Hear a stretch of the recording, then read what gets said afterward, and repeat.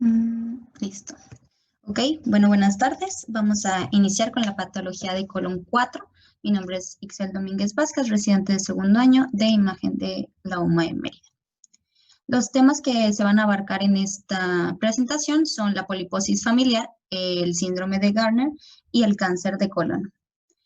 Bueno, iniciando con el primer tema, la poliposis familiar va a ser una enfermedad hereditaria que va a estar causada por la alteración del gen APC.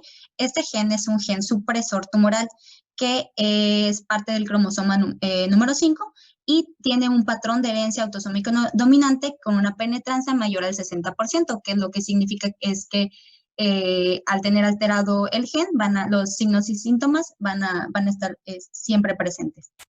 Dentro de la epidemiología de esta enfermedad, está en uno de cada de 13,000 a 18,000 nacidos vivos, y en ella se van a presentar más de 100 o múltiples y muchísimos adenomas colorectales. Va a ser un síndrome hereditario adenomatoso, como ya lo dije, de alta penetración. Va a ocasionar el 1% de los cánceres colorectales, pero el 100% de los pacientes que presenten esta mutación van a presentar un carcinoma colorectal. Por eso su importancia. La edad media de diagnóstico generalmente es entre 35 a 42 años. Van a desarrollar pólipos, 90% de los pacientes, pólipos que miden menos de 1 centímetro y que sobre todo tienen una distribución hacia colon descendente y hacia recto. Por eso sus síntomas que vamos a ver más tarde. Bueno, esta es una gráfica en donde se observa que la mayoría, la prevalencia de cáncer va a ser de manera esporádica, pero encontramos que, como ya mencioné, menos del 1% van a estar condicionados por este síndrome de poliposis familiar, y pues todos van a presentarlo, ¿ok? Los del 3 al 5% van a estar dados por los síndromes no polipósicos, como el síndrome de Lynch, y pues más de 10% con otros cánceres familiares. Bueno, recordando como un pólipo, se denomina el pólipo a todo el tumor circunscrito que va a protruir desde la pared hacia la luz intestinal, independientemente de sus características histológicas. Según la superficie de fijación de la pared intestinal, pueden ser tanto pediculados o sésiles, y pueden ser únicos o múltiples. Cuando es muy elevado el número de pólipos, se van a llamar la poliposis intestinal. También pueden ser neoplásicos o no neoplásicos. Los neoplásicos van a representar cualquier neoplasia que sea de todos los componentes de la pared intestinal, siendo los adenomas las neoplasias epiteliales más importantes por la prevalencia y por ser las precursoras del cáncer colorectal. Del tipo de adenomas, los tubulares son los que tienen mayor incidencia. La mayoría, como dije, de los pólipos van a presentar en colon, y pueden tener una degeneración vellosa también. Esta proporción de degeneración vellosa va a estar estrechamente relacionada con el riesgo hacia la progresión de un carcinoma. Esta progresión es generalmente de 10 a 15 años, el tiempo que va a tardar de esta conversión hacia carcinoma. El riesgo de la malignidad de un pólipo va a variar según su tamaño también, siendo menos de 5 milímetros es menos de 1% el riesgo, de 5 a 9 milímetros es del 1 a 2%, de 10 a 20 milímetros es alrededor del 10%, y más de 20 milímetros va a ser alrededor de 40 al 50%. Este es un esquema de la distribución habitual de los pólipos. Es la incidencia y la distribución de los pólipos colorectales va a estar en el 60% localizados hacia recto y colon sigmoides, ¿ok? Por eso el cáncer más frecuente va a ser hacia colorectal, ¿ok? Hacia recto sigmoide. De las manifestaciones clínicas que se van a observar dentro de esta enfermedad son múltiples pólipos también del tracto digestivo alto. Suelen tener mayor predilección hacia el estómago, de manera secundaria hacia el duodeno y luego hacia el intestino delgado. Los pólipos que se encuentren en el tracto digestivo bajo van a presentarse como hemorragias rectales o diarrea, o si se presentan hacia el colon derecho o colon ascendente, van a presentarse como una anemia, que es de tipo microcítico hipocrómico. y hacia el colon izquierdo o el descendente se van a presentar más comúnmente como obstrucciones o hemorragias rectales y las diarreas. También se relacionan con otros tipos de cáncer que no son del tipo no intestinal, como por ejemplo, como los carcinomas papilares de tiroides o un hepatoblastoma, los tumores de etmoides, como los vamos a ver más tarde, y también ameduloblastoma, como es otro de los de adenomatosis familiar, que es el de Turnoto. Bueno, dentro de los hallazgos radiológicos se van a observar como innumerables defectos de llenado, porque van a protruir en la mucosa dentro del lúmen intestinal. También van a tener un tamaño variable que generalmente va a ser menores a 1 centímetro. Pues se presentan tanto morfologías sésiles o morfologías pedunculadas y pues como ya lo sabemos, la mayor cantidad a nivel de rectos sigmoides. Aquí en esta imagen se observa una amplificación anteroposterior de un enema de doble contraste, en donde se observan múltiples defectos de llenado de distribución difusa en relación a innumerables pequeños pólipos de la región recto-sigmoidea en un paciente que tenía poliposis adenomatosa familiar. Bueno, esta nos muestra la apariencia que tiene el involucro colónico en este síndrome de poliposis adenomatosa familiar. Es una amplificación de un enema de vario con doble contraste, que está en una proyección lateral, solo ahorita está rotada la imagen.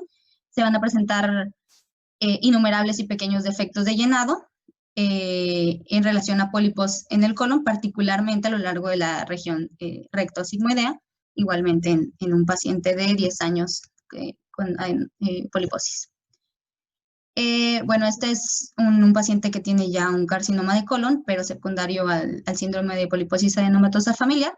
Es una amplificación de enema varitado con doble contraste en una proyección anteroposterior, en donde se observa el paso de medio de contraste de una morfología filiforme, que está condicionado esto por una lesión anular a nivel del colon sigmoide, y va a coexistir también con pequeños pólipos que están delimitados por el material de contraste de una localización más distal.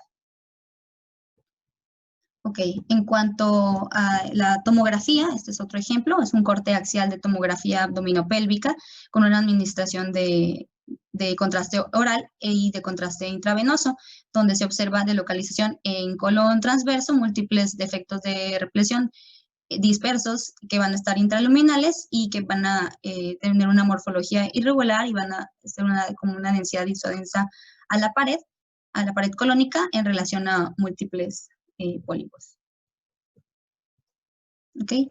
Este es otro ejemplo de un corte axial de tomografía computarizada en ventana para tejidos blandos y la administración de contraste oral, en el que se observan múltiples lesiones polipoideas, sésiles y pedunculadas que van a conferir un aspecto como de una masa rectal grande y de contornos irregulares que se van a extender desde la pared del colon transverso y se va a delimitar rodeado por el medio de contraste en un paciente que presentaba esta enfermedad. En cuanto a las recomendaciones, tanto de esta como la siguiente variante que vamos a ver,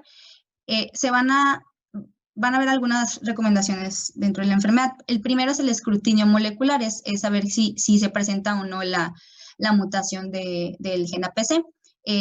Ya que se tiene el diagnóstico, se van a hacer diferentes estudios anuales. Por ejemplo, se recomienda una colonoscopía anual después del diagnóstico. También se va a recomendar que se realice una endoscopía a los 25 años y a partir de ahí anualmente.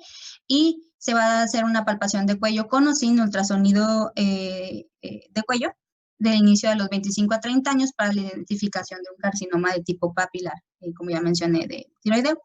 Y en cuanto a una resonancia, post cirugía abdominal del paciente se va a hacer cada 1 a 3 años después de la colectomía con la que se trate a este paciente. Bueno, el síndrome de Gardner es el otro tema. Este es un síndrome hereditario adenomatoso también, que va a progresar al 100% a un carcinoma de colon si no se tratan los pólipos adenomatosos. Corresponde a una variabilidad en la expresión también del APC y es un espectro de la poliposis antes mencionado. Se presenta en 8 a 14 mil nacidos vivos y va a tener una distribución igual entre ambos sexos y se presenta a lo largo de todas las etapas de la vida. Tiene una triada que va a ser de osteomas, igualmente múltiples tumores mesenquimales de tejidos blandos y presentarse también con pólipos adenomatosos. Bueno, en este ejemplo es una magnificación anteroposterior de cráneo a nivel del macizo facial y lateral de cráneo también, en donde se muestran múltiples lesiones óseas que van a ser de tipo blástico, de morfología irregular, que van a presentar unos márgenes definidos y van a expandir la cortical y deformar las estructuras adyacentes. Todo esto es en relación a los crecimientos óseos de densidad similar a la corteza difusos a nivel tanto del ángulo mandibular, que es donde es más predisponente estos desarrollo de osteomas, igualmente tanto en senos paranasales, en las órbitas, y también se pueden ver anomalías dentales, que es algo característico también de esta enfermedad, que se presentan como dientes supernumerarios.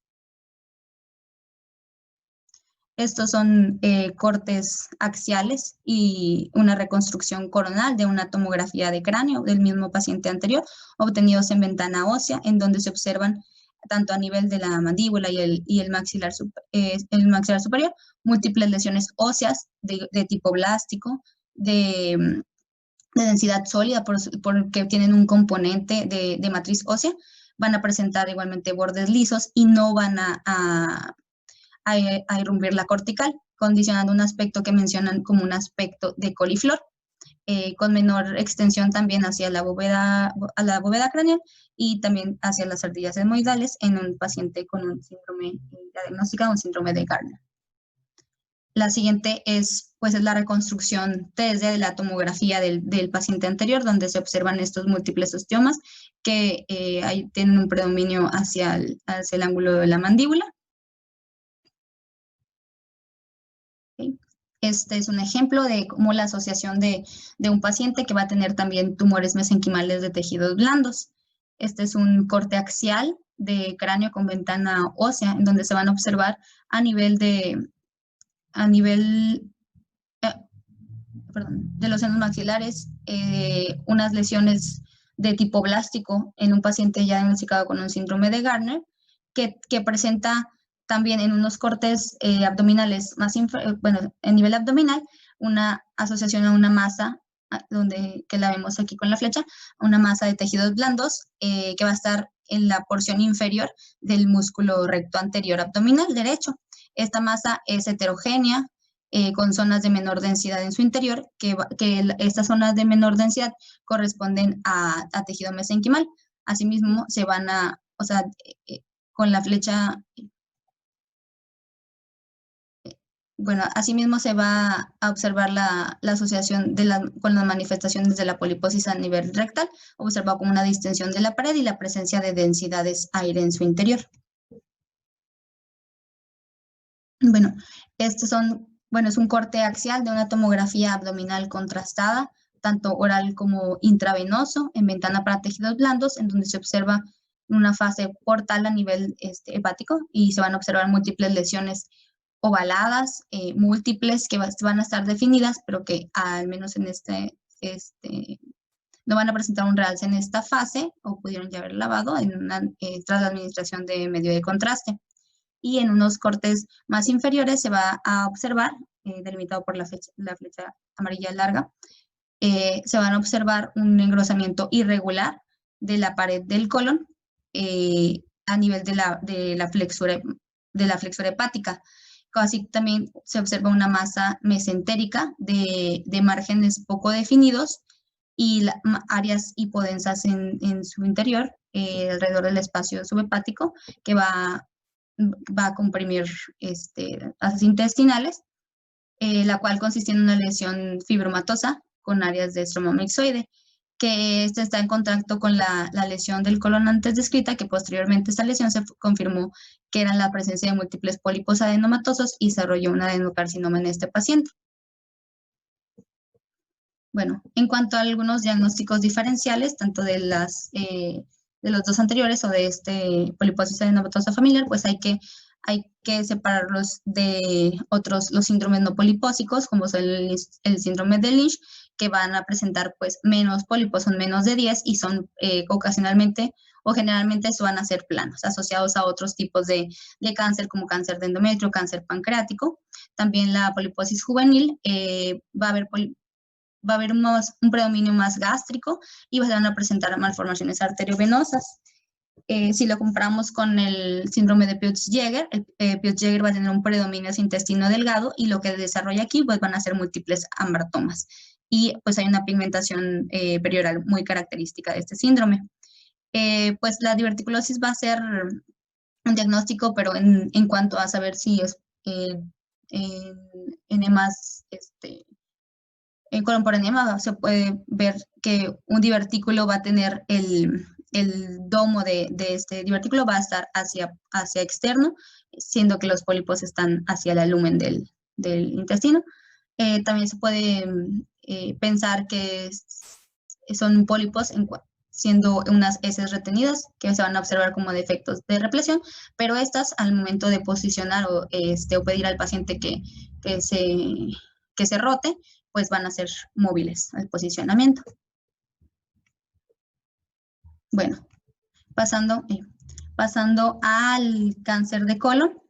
El cáncer de colon supone una causa principal de muerte, que en Estados Unidos corresponde al 9% del total de los casos nuevos.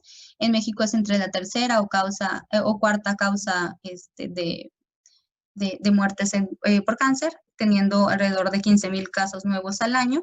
Y su tasa de supervivencia a 5 años es alrededor del 63% en etapas avanzadas y en 90% en etapas tempranas. Los pacientes son diagnosticados en alrededor de 65 a 75 años, así son pacientes ya de la tercera década. Ok, dentro de los factores de riesgo que vamos a presentar son la edad avanzada, como ya lo vimos, el sexo masculino, una historia familiar de cáncer de colon o enfermedades sindrómicas asociadas, como son pues la poliposis que ya vimos, el síndrome de Gardner, de Lynch y Peutz-Jeghers. Dentro de las mutaciones genéticas son mutaciones hacia el gen P53, el APC y el KRAS, que más tarde vamos a ver la patogénesis. En cuanto a las enfermedades inflamatorias, pues la colitis ulcerativa es la que tiene más predisposición, seguido de la enfermedad de Crohn, y el riesgo del cáncer, de que se desarrollen en estos pacientes, se va a incrementar con la duración y la extensión anatómica que tenga la colitis y el grado de inflamación y todos los antecedentes asociados. Okay. En cuanto a los estilos de vida y los factores dietéticos, estos van a incluir la obesidad, la alimentación a base de carnes rojas y procesadas y el consumo de alcohol. En el cáncer se va a desarrollar posterior a una secuencia de adenoma carcinoma que van a presentar los pólipos adenomatosos. Y en cuanto a la clasificación, la OMS clasifica los cáncer colorectales en adenomas, que suponen el 95% de todos estos cánceres, seguido de los medulares, mucinosos, de las células en anillo y las células pequeñas. Ahorita, pues, todo es como en base al desarrollo de un adenocarcinoma. Las manifestaciones clínicas dependen del tamaño y la localización del tumor. Si es del lado derecho o hacia el colon ascendente, pues como ya mencioné, se presenta como una anemia crónica y se puede presentar también como una masa palpable en la fosa ilíaca derecha. Hacia el intestino o del lado izquierdo, hacia el colon descendente, hay alteraciones en los hábitos intestinales, hay un síndrome obstructivo, una pseudodiarrea o rectorragias. La ubicación, pues, tiene un predominio en el recto sigmoide con un 55%, seguido del ciego y el colon ascendente en un 20%, o sea, colon transverso un 10% y el descendente un 5%. Bueno, los niveles séricos del antígeno carcinoembrionario, que pues no son manifestaciones clínicas, pero son de paraclínicos, recordando, es una glucoproteína que se va a desarrollar en todo el epitelio gastrointestinal, va a ser de poca utilidad en la detección temprana, porque no es muy específico, porque causas como que el paciente tenga una cirrosis, una enfermedad inflamatoria intestinal o poliposis solamente, van a elevar estos valores. Ok, hay unas ciertas recomendaciones también del screening del cáncer de colon, que es teniendo el paciente una predisposición o unos factores de riesgo, se puede tomar una sangre oculta en heces que sea cada año y dependiendo de eso, pues se va a tomar una rectosigmoidoscopía flexible cada 5 años, igualmente un enema de bario que se prefiere con doble contraste, igualmente cada 5 años.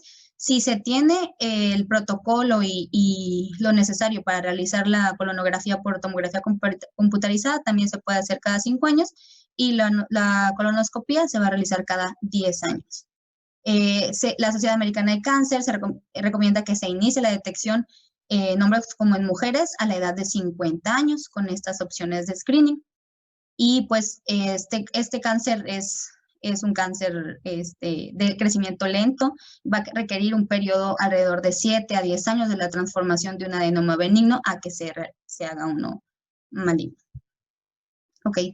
Dentro de la patogénesis de la secuencia de adenoma-carcinoma, es necesario el conocimiento de la genética y epigenética que va a llegar a la progresión, que se lleve de una célula normal a que sea una célula, tenga una hiperplasia, una metaplasia, anaplasia y llegar hasta cáncer.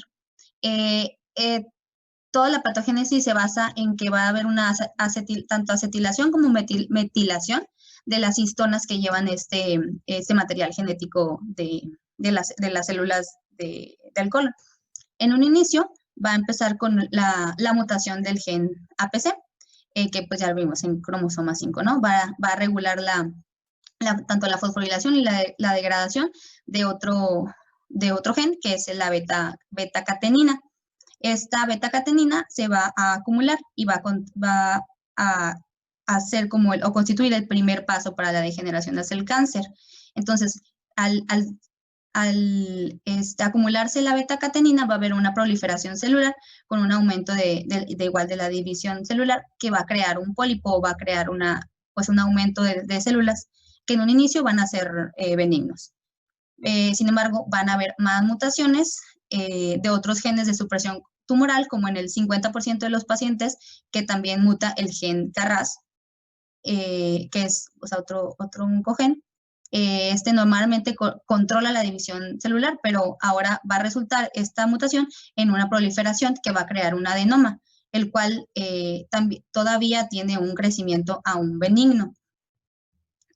Durante ese tiempo, mientras las células se siguen dividiendo, van a necesitar aumentar el suministro sanguíneo para mantener este tejido en crecimiento. Entonces va a iniciarse una angiogénesis que va a propiciarse por aumentos igual de metilación y de daño de la reparación de los genes.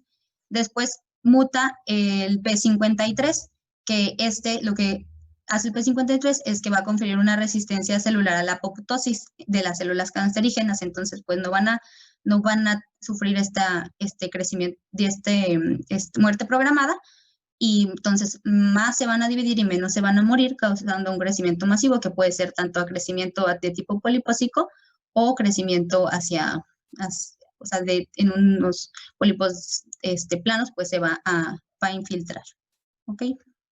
Entonces, recordar que el cáncer colorectal va a evolucionar a través de acumulaciones progresivas de alteraciones genéticas que van a afectar tanto la apoptosis, la reparación del control del ciclo celular.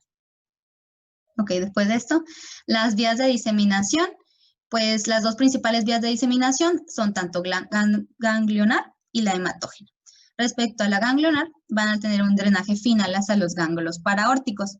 y luego ya la cisterna del quilo, pero existe un grupo ganglionar regional que es tanto para el colon derecho y para el colon izquierdo, siendo los ganglios regionales del ciego los ileocólicos, los cólicos derechos, y bueno, para el colon ascendente, los ileocólicos también y los cólicos derechos y cólicos medios, hacia la flexura hepática, el cólico derecho, cólico medio, que estos van a ir hacia el origen de la arteria mesentérica superior.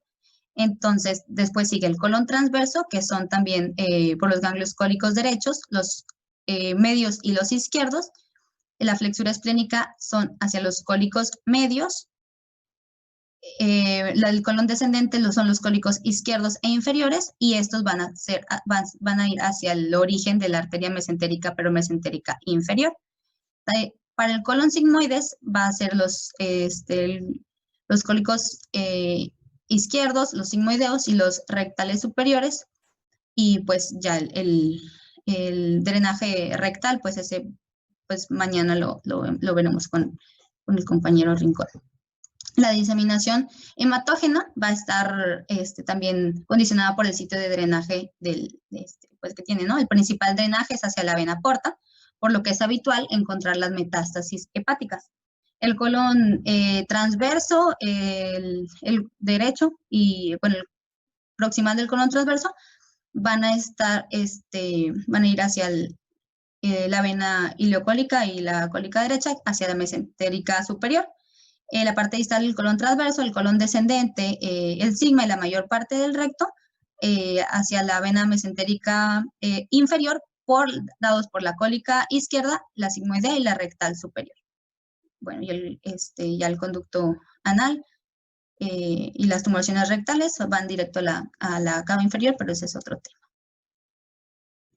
Ok, dentro de la diseminación o crecimiento local, tiene un crecimiento más circunferencial que longitudinal. Entonces, generalmente si es longitudinal, se va 2 centímetros hacia superior e inferior del sitio primario. También hay invasión a estructuras del retroperitoneo, pero si se desarrollan tanto en el colon ascendente o descendente, pueden invadir tanto riñones o páncreas. En cuanto a la diseminación peritoneal, va a haber una siembra en la superficie peritoneal. Dentro de los métodos diagnósticos se puede utilizar un enema de doble contraste, pero actualmente tiene un poco uso debido a que hay una... Ok, bueno, entonces dentro de los métodos diagnósticos vamos a utilizar el enema, se prefiere con doble contraste, que actualmente su uso es poco, debido a que hay una adecuada detección de los pólipos menores a 1 centímetro, y la sensibilidad va a disminuir por esto en el 50%. Se van a observar las morfologías se van a ver como defectos de llenado o como constricciones anulares, y en el uso de la tomografía se puede utilizar con un colon adecuadamente distendido para valorar el grosor de la pared, porque se van a ver como engrosamientos focales de la pared que, dependiendo de los valores, que son menores a 3 milímetros van a ser la pared normal, de 3 a 6 milímetros van a estar indeterminados, y mayores a 6 milímetros definitivamente va a ser anormal. Va a ser útil en la detección y estadificación, no en estadios tempranos, debido a que en una tomografía no se pueden ver exactamente todas las capas que conforman la pared del colon, y también las complicaciones. Bueno, la colonografía tomográfica computarizada o colonografía virtual es un estudio de imagen menos invasivo que no va a requerir sedación, pero va a requerir una preparación intestinal, y confiere más comodidad para el paciente, y hace reconstrucciones en cortes axiales, coronales y todo, y tridimensionales, lo que permite observar las lesiones de mejor manera. En cuanto a la resonancia magnética, pues es complejo el estudio para valorar el colon, pero es útil en el recto porque sí se tiene la antena y los protocolos.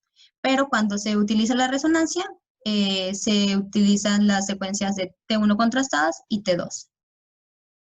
Bueno, la apariencia radiográfica del cáncer en etapas tempranas es similar a la detección de colon. de pólipos, perdón. Se trata de lesiones o planas sésiles o que producen un defecto de la pared.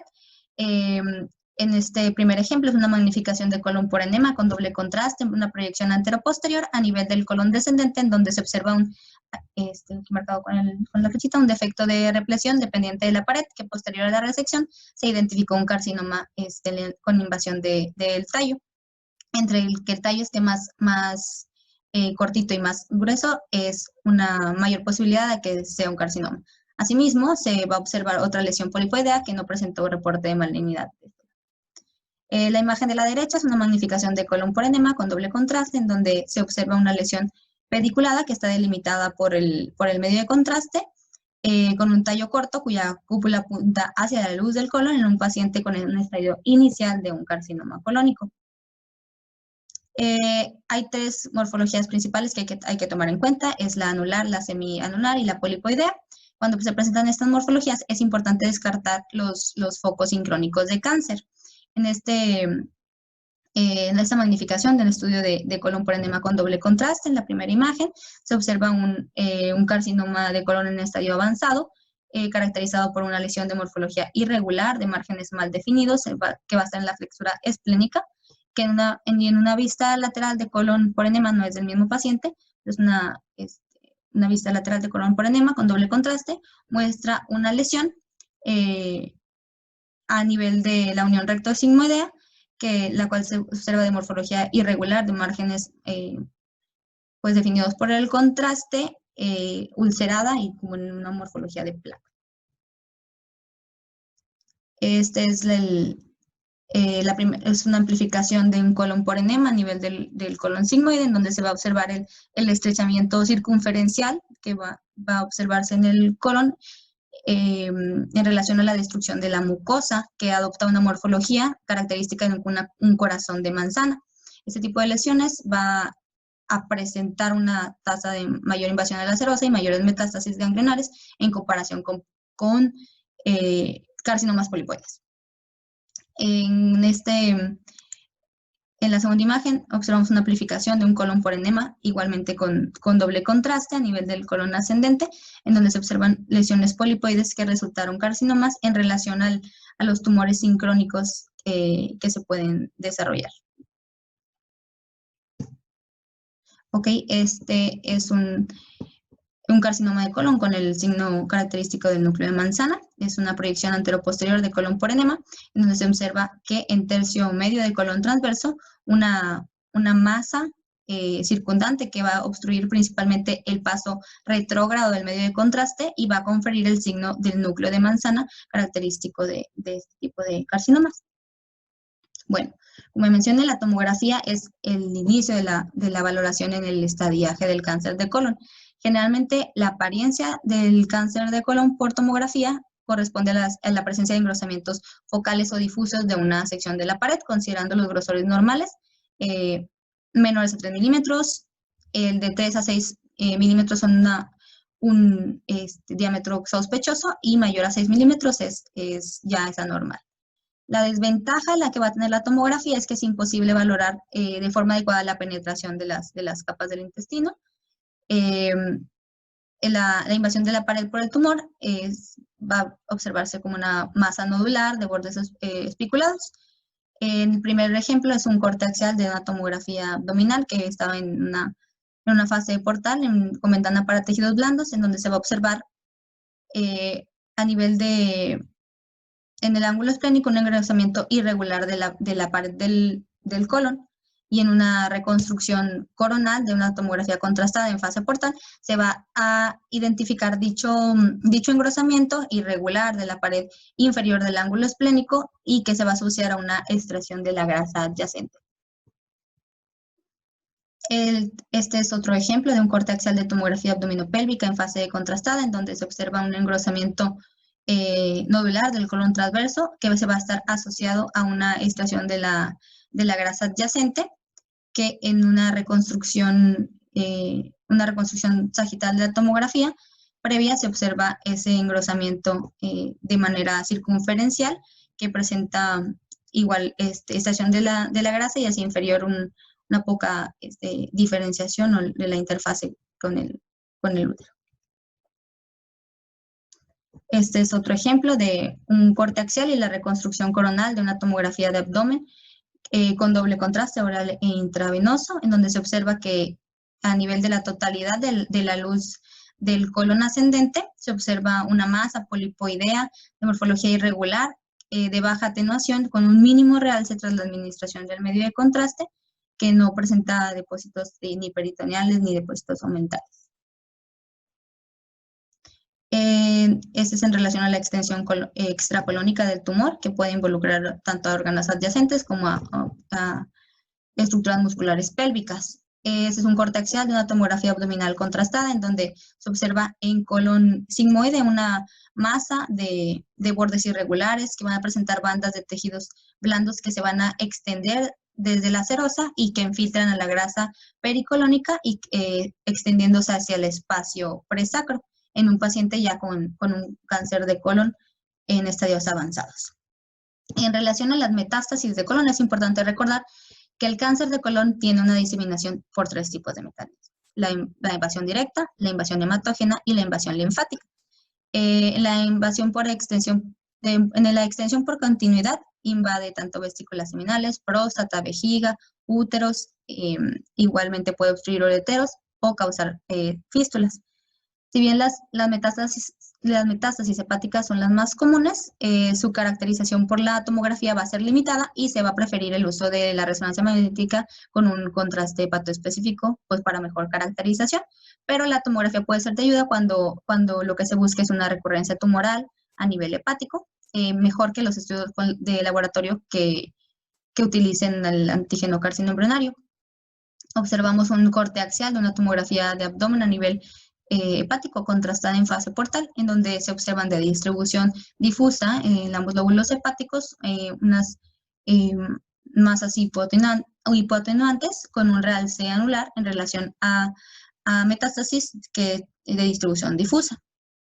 En cuanto a las otros sitios comunes de metástasis van a ser los pulmones. En esta imagen observamos un corte axial de tomografía de tórax en ventana para parénquima pulmonar en una fase contrastada, en donde se identifican múltiples lesiones redondeadas que son definidas, algunas de ellas de localizaciones subpleural y de predominio en lóbulos inferiores, en un paciente con carcinoma de colon ya conocido en relación a una metástasis. Y en el ejemplo de la tomografía inferior se observa un corte axial de una tomografía de abdomen a nivel hepático en un contraste oral intravenoso en una fase portal, en donde se observan implantes metastásicos que van a envolver el margen hepático y van a dar un aspecto como festoneado a los bordes. Y de igual manera, adicionalmente, se observan implantes del lado izquierdo del abdomen. Bueno, hay un estadiaje preoperatorio mediante la tomografía que es basado en una clasificación de Duke o una Duke modificada. El estadiaje de la tomografía se basa en el análisis del grosor de la pared del colon y la extensión más allá de las paredes del colon. El tamaño del tumor también es importante y va a asignarse a 4 categorías, siendo la categoría A cuando solamente el cáncer se limita tanto a la mucosa o a la submucosa. El B es limitado a la serosa, a la grasa mesentérica y a los tejidos adyacentes.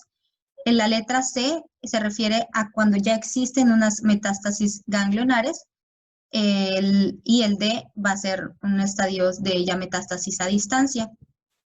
Otra estadiaje importante es el TNM, que pues es más preciso hacia la profundidad de la infiltración en la pared, pero pues con una tomografía no vamos a tener, no vamos a poder delimitar bien estas capas. Pues ya vamos a observar que los estadios T1 solamente es una masa intraluminal, T2 no tiene extensión a la pared, T3 es una invasión perirectal, pero no hacia la fascia mesorrectal. Igualmente la T3, una invasión perirectal con extensión hacia la fascia mesorrectal.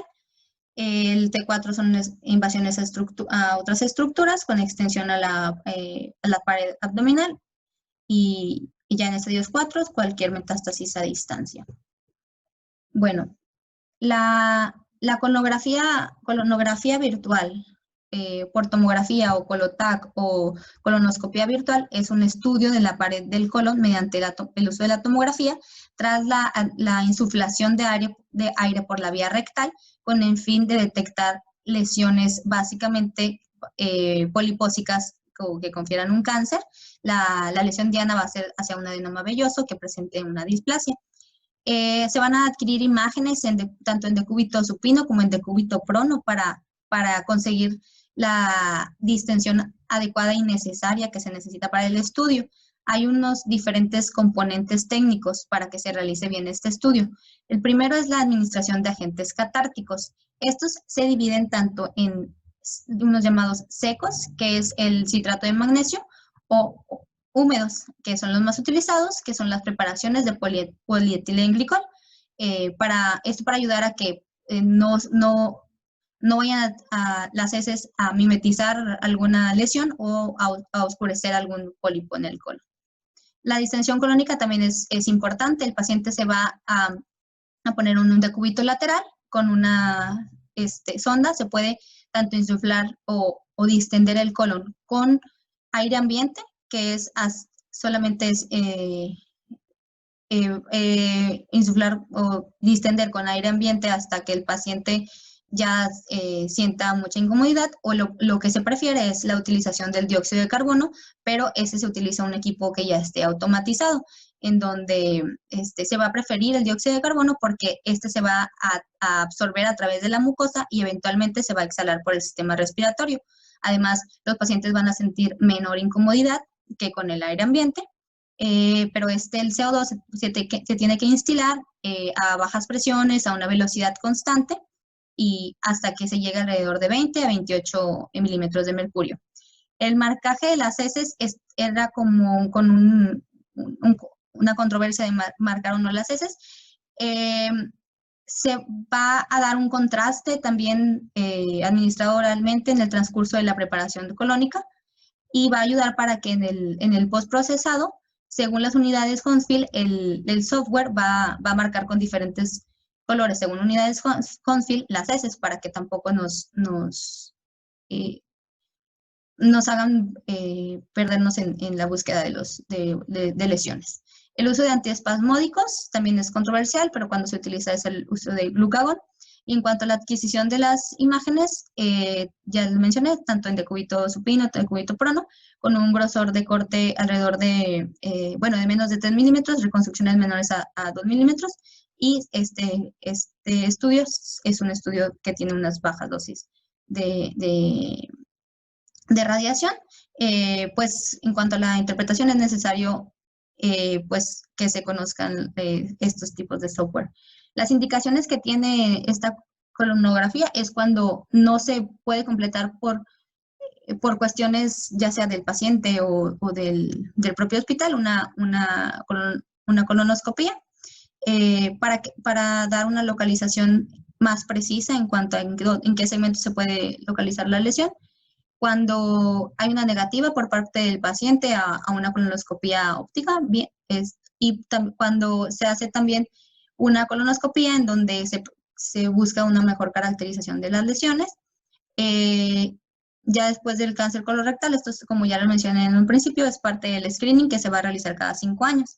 Las contraindicaciones serían que tener un lector, un personal inexperto en el software, que el paciente acuda con una incorrecta preparación o no esté el ambiente adecuado para su realización, y que en las lesiones planas no se prefiere porque podrían dar un falso negativo. Bueno, este es un topograma en decúbito prono que muestra una densidad metal en relación a un reemplazo total de cadera bilateral. Se va a observar adecuada distensión aérea del marco colónico, por lo que ya se puede, después de aquí, iniciar una adquisición de imágenes de una colonografía tomográfica computarizada. En la imagen de la derecha es una amplificación de tomografía de abdomen con ventana para tejidos blandos con marcaje previo de las heces, en donde se observa una lesión polipoidea dependiente de la pared posterior del colon ascendente.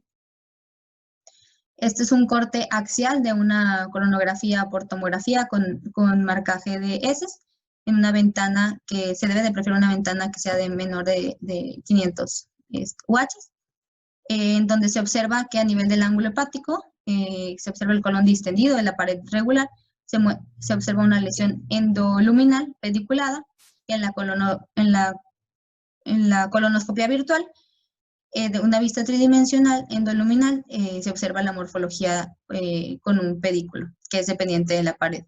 Y también vamos a observar una vista desde la colonoscopia ya per se para su resección. Bueno, estas son dos reconstrucciones de una colonografía por tomografía en donde se observan a nivel del colon sigmoides un sitio de estrechamiento o una estenosis en un paciente ya con posterior diagnóstico de un cáncer de colon. El CIRRETS va a ser un reporte como un tipo de interpretación que es una Colonography Reported and Data System en donde vamos a clasificar los hallazgos y las recomendaciones del manejo, donde un C0 es un estudio inadecuado, que no se puede, por una insuflación adecuada o preparación inadecuada, no se observan o delimitan bien las imágenes. El C1 puede ser un colon normal o lesiones benignas, que son los pólipos que no llegan a ser de 6 milímetros o lesiones nonoplásicas como divertículos. C2 son pólipos que están en es indeterminado, que son de tamaños intermedios, alrededor de 6 a 9 milímetros, en un número inferior a 3 pólipos.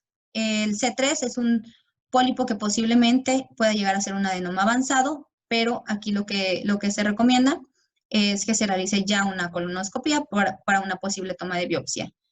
El C4 es una masa en colon que ya tiene un aspecto de malignidad y se recomienda ya una consulta con cirugía. Bueno, la resonancia magnética generalmente aplica para los tumores de recto sigmoides debido al tipo de la bobina utilizada y a los protocolos de adquisición diseñados para lo mismo, pero se ahondará más a detalle en otro tema. Como generalidades es importante mencionar que la mejor secuencia para la estratificación de cáncer colorectal en resonancia magnética son las secuencias ponderadas en T1 contrastada y T2, ya que él permite mejor valoración del lumen intestinal y asimismo de la grasa rectal. La primera es una adquisición axial de resonancia magnética de abdomen potenciada en T2, donde se observa la hipointensidad de la pared a nivel del recto sigmoide con un engrosamiento focal de la pared anterior izquierda, sin identificar la extensión más allá de la fascia mesorrectal. En la adquisición sagital se identifica que dicho engrosamiento es irregular y se observa con un comportamiento hipointenso en esta secuencia, asociada a un estrechamiento posterior de la luz a nivel rectal. Estos es otros ejemplos de adquisiciones axiales potenciadas en T2 y en secuencias de difusión, en donde se observa una lesión a nivel del ángulo hepático con un comportamiento heterogéneo, con algunas zonas de hiperintensidad en esta secuencia, y en la difusión se identifica que tiene restricción a la difusión en un paciente conocido ya con carcinoma de colon. Si bien no está demostrado aún el uso de PET-CT en la estadificación o el screening de las lesiones de cáncer de colon, en ocasiones puede considerarse como un abordaje inicial prequirúrgico para la detección de los focos de captación adicionales a los ya inicialmente detectados por los estudios de imágenes iniciales. También se puede utilizar para monitorear la respuesta al tratamiento, ya que esta disminuye la captación del radiotrazador por menor actividad tumoral. Es importante recordar que el radiotrazador se acumula a más del doble del tejido normal o de las lesiones benignas posterior a 1 hora de ser administrado. Este es un estudio tomográfico por emisión de positrones en donde se observan 3 imágenes que muestran la tomografía normal, la superposición con centellografía y la proyección de la gamma cámara. En la proyección de la gamma cámara se identifica captación del radiotrazador localizado principalmente en colon ascendente, en donde se observan 2 lesiones dependientes de la pared. En el colon descendente observamos una lesión más Identificamos asimismo la captación tanto renal y la eliminación normal de la vejiga como focos de captación. En el PET-CT muestra dichas lesiones de la captación que están limitadas a la luz del colon tanto ascendente como descendente, ya que si observamos, la captación no rebasa, no sobrepasa las estructuras adyacentes del colon, y la comparación con el único uso de la tomografía no permite la correcta delimitación de los engrosamientos en una tomografía simple de abdomen. En cuanto a la valoración de metástasis, también es útil el PET. Se observa una proyección de gamma cámara en donde se identifican lesiones captantes de radiotrasador a nivel hepático. Igualmente la captación renal y eliminación normal de la vejiga. Y en un PET-CT se identifica la lesión hipercaptante en el segmento 2 hepático en relación a metástasis. Bueno, los diagnósticos diferenciales de un cáncer de colon tiene que ser dado por linfoma, pero en el linfoma vamos a observar más adenopatías o una afectación segmentaria que lo refieren de 10 a 30 centímetros, o sea, más extenso que el engrosamiento focal o el cáncer de colon. Igualmente la inflamación, la enfermedad inflamatoria intestinal nos va a servir como diagnóstico diferencial, pero estos no van a presentar la etapa polipósica como el cáncer del colon. Y igualmente la afectación va a ser de 5 a 10 centímetros. Los divertículos colónicos, estos pueden hacer un diagnóstico diferencial en cuando se obstruyan y estos se vean como un engrosamiento fibroso que va a simular una estenosis y que se podría pensar en un carcinoma de colon. Bueno, los divertículos van a estar al vértice no van a tener hacia la luz intestinal y puede condicionar abscesos o fístulas ya en una diverticulitis. Y esto.